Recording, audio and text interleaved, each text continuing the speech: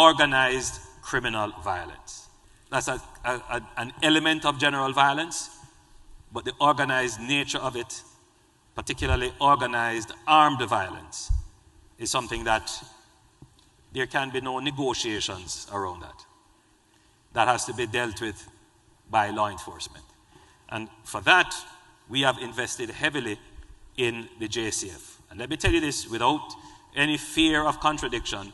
Jamaica, we have made the largest investment in our national security in the history of Jamaica. This administration has done that. When you look at the JCF today, it is not the JCF of 10 years ago.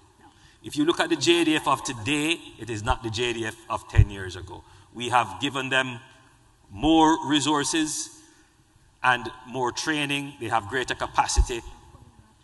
These are organizations of which we can be very proud. Now, having said that, the crime is still at a significant level.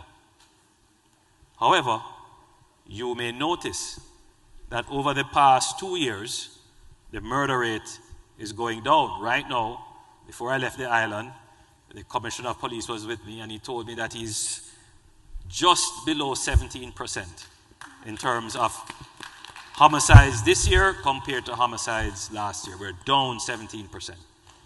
In terms of all major crimes, we're down more than 20%.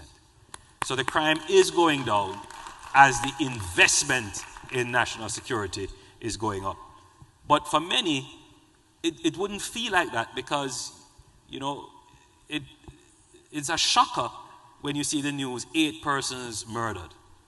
And you're not going to get the sense of the real reduction until you have 3 or 4 or 5 or 6 years of constant reduction in murders. So it's a work in progress, but I'm pleased to report that significant progress is being made, but the challenge is still great. So Jamaica has engaged in building the capacity of our security forces, and that capacity is coming to grips with the level of crime and violence, which has been with us for the last 50 years.